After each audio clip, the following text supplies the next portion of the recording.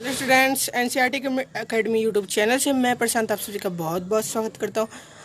आज फिर एक बार हम क्लास 7 के चैप्टर 1 में ये वीडियो क्लास 7 के चैप्टर 1 का पार्ट 2 है। अगर आपने पार्ट 1 नहीं देखा है तो आप आई बटन पर क्लिक करके वहाँ से आप हमारे पार्ट 1 को देख सकते हैं, और या फिर हमारे चैनल पर विजिट करके आप वहाँ से देख सकते हैं। हम डिस्क्रिप्शन में लिंक दे देंगे, आप वहाँ से भी देख लीजिएगा। तो चलिए बिना देरी किए शुरू करते हैं। तो यहाँ पे हमने पार्ट 1 में ये इस मैप के बारे में बता दिया था कि 1154 में बनाया गया था अलिद ऋषि के द्वारा, इसके बारे में बता दिया गया था। और ये पार्ट 1 में ये भी बता दिया गया था इस मैप के बारे में।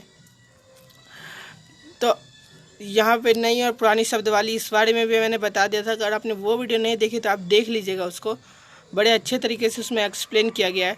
तो इस वीडियो में हम यहाँ से शुरू करने वाले इतिहासकार और उनके स्रोत, मतलब इतिहास लिखने के लिए इतिहासकार कौन से स्रोतों का अध्ययन करते हैं और कौन से स्रोतों की उनको ज़रूरत पड़ती है, इस चीज़ को हम यहाँ पे डिस्कस करने वाले हैं।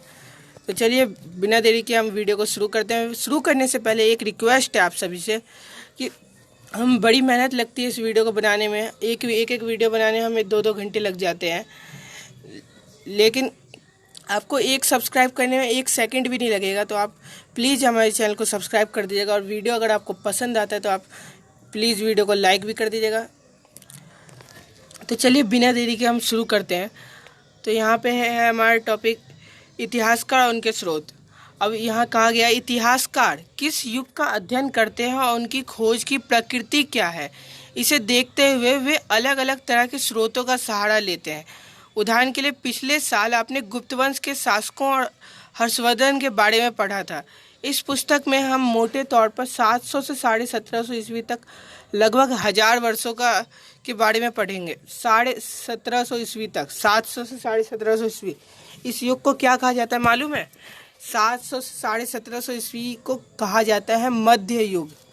हमने इस बारे में पार्ट 1 में अच्छी तरह एक्सप्लेन किया, वो वीडियो आप देख लीजिएगा ज़रूर। आपको चैप्टर को समझने में बहुत आसानी मिलेगी। तो अब जैसे जैसे वीडियो में आगे बढ़ते रहेंगे आपको चैप्टर समझ आने लगेगा। तो चलिए आगे यहाँ दिया 1750 ईस्वी तक लगभग 1000 वर्षों के बारे में पढ़ेंगे इस पुस्तक में। मतलब इसमें ये है कि चैप्टर 1 में आपको यही बता रहा है कि इस पुस्तक में क्या पढ़ेंगे, उस पुस्तक के बारे में बताया गया। तो चैप्टर 2 से आपकी पुस्तक में जानकारियाँ शुरू होगी, लेकिन फ़िलहाल चैप्टर 1 में भी बहुत जानकारी है, तो हम इसे भी पढ़ लेते हैं। इस काल के अध्ययन के लिए इतिहासकार जिन स्रोतों का प्रयोग करते हैं उनमें आपको बहुत सी बातें ऐसी मिलेंगी जो पिछले युग से वैसी ही चली आ रही है। तो स्रोतों का इतिहासकार जिन स्रोतों का इस्तेमाल करते हैं, जिन स्रोतों का अध्ययन करते हैं, वो क्या होते हैं? जैसे पांडुलिपि हो गया, शिलालेख हो गया, ये सब स्रोत है। इन सभी का अध्ययन करते हैं इतिहासकार। तो यही चीज़ पौराणिक काल में भी थी, यही चीज़ मध्य युग में भी रही है, और यही चीज़ आधुनिक काल में आज भी यूज किया जाता है। तो ये सब चीज़ अब युग बदलने के बाद भी वैसी ही चली आ रही है। इतिहासकार इस काल के बारे में इस सूचना इकट्ठी करने के लिए अभी भी सिक्कों, शिलालेखों, स्थापत्य तथा लिखित सामग्री पर निर्भर करते हैं। लिखित सामग्री में हो गए किसी की जीवनी हो गई, कोई अभिलेख हो गया, ये सब लिखित सामग्री में हो गए। पर कुछ बातें पहले से काफ़ी भिन्न है। इस युग में प्रमाणिक लिखित सामग्री की संख्या और विविधता आश्चर्यजनक रूप से बढ़ गई है। इसके आगे इतिहासकार सूचनाओं के दूसरे प्रकार के स्रोतों का इस्तेमाल धीरे धीरे कम करने लगे। यहाँ पे एक बार दोबारा पढ़ेंगे। इसके आगे इतिहासकार सूचनाओं के दूसरे प्रकार के स्रोतों का इस्तेमाल धीरे धीरे कम करने लगे। सूचनाओं के दूसरे ज़्यादा इस्तेमाल किसका करने लगे? पांडुलिपि, शिलालेख, यही सब चीज़ों के ज़्यादा इस्तेमाल करने लगे। अब यहाँ कागज़ का मूल्य में क्या है? इन दो प्रसंगों की तुलना कीजिए। इसमें तुलना करने के लिए बताया। तो चलिए देखते हैं क्या क्या दिया गया है। तो पहले में बताया गया है कि 13वीं सदी के मध्य में एक विद्वान को एक पुस्तक की प्रतिलिपि मतलब हो गया कॉपी, उस पुस्तक की कॉपी। आज आप फोटो कॉपी कराने जाते हैं ना, बिल्कुल वैसे ही, या फिर किसी की होमवर्क कॉपी करते हैं, बिल्कुल वैसे ही प्रतिलिपि की ज़रूरत पड़ी। उसके पास उतना कागज नहीं था, मतलब इसमें ये बता रहा है कि उसके पास कागज की कमी थी, उतना कागज नहीं था, इसलिए उसने एक ऐसी पांडुलिपि को धो डाला जिसकी उसे जरूरत नहीं थी। मतलब कागज की कमी के कारण उसने ऐसी पांडुलिपि को धो दिया। पांडुलिपि किसे कहते हैं? पांडुलिपि उससे बनाए जाते हैं जैसे पेड़ की छालों से बनाए जाते हैं पांडुलिपि। तो उसको धो डाला जिसकी उसे ज़रूरत नहीं थी, और उस कागज़ को सुखाकर इसका इस्तेमाल कर लिया गया। इसका मतलब 13वीं सदी में कागज़ की कमी थी, कागज़ ज़्यादा मात्रा में नहीं था इसमें उपलब्ध।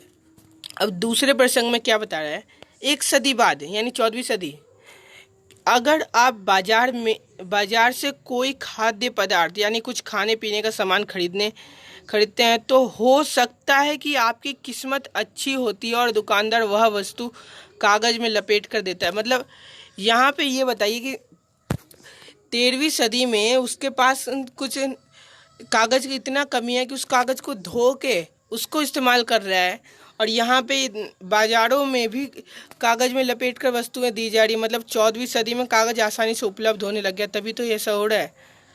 तो यहाँ पे कहाँ थे हम? हाँ, इस्तेमाल धीरे धीरे कम करने लगे। इस समय के दौरान कागज क्रमशः सस्ता हो गया, यानी कागज सस्ता हो गया और बड़े पैमाने पर उपलब्ध होने लग गया। और किस काल के दौरान? 14वीं सदी के दौरान। लोग धर्म ग्रंथ, शासकों के वृत्तांत, संतों के लेखन तथा उपदेश अर्जियां, अदालतों के दस्तावेज, हिसाब तथा करों के खाते आदि लिखने में इसका उपयोग करने लगे। धनी व्यक्ति, शासक जन, मठ तथा मंदिर पांडुलिपियां एकत्रित किया करते थे। धनी व्यक्ति हो गया, शासक हो गया, कोई राजा हो गया, जन हो गया, शासक जन यानी कोई राजाओं सब हो गए, और मठ तथा मंदिर, ये सब जो थे ना, ये पांडुलिपियां एकत्रित करते थे। इन पांडुलिपियों को कहाँ रखा जाता था? इन पांडुलिपियों को पुस्तकालय, लाइब्रेरी से कहते थे तथा अभिलेखागार में रखा जाता था। अब आप यहाँ से एक प्रश्न पूछेंगे, पुस्तकालय तो समझ आ गया, क्या लाइब्रेरी को कहते हैं। हम आज भी लाइब्रेरी में पढ़ने जाते हैं, आप स्कूलों में अपने लाइब्रेरी होगी तो आप वहाँ पे गए होंगे, लेकिन ये अभिलेखागार क्या होता है? तो यहाँ पे देखिए, यहाँ पे ऑरेंज कलर में दिया गया है कीवर्ड अभिलेखागार। अभिलेखागार ऐसा स्थान जहाँ दस्तावेजों और पांडुलिपियों को संग्रहित किया जाता है। दस्तावेजों और पांडुलिपियों को संग्रहित किया जाता है यानी इकट्ठा किया जाता है, जमा किया जाता है। आज सभी राष्ट्रीय और राज्य सरकारों के अभिलेखागार होते हैं, जहां वे अपने तमाम पुराने सरकारी अभिलेख और लेन देन के ब्यौरे का रिकॉर्ड रखते हैं।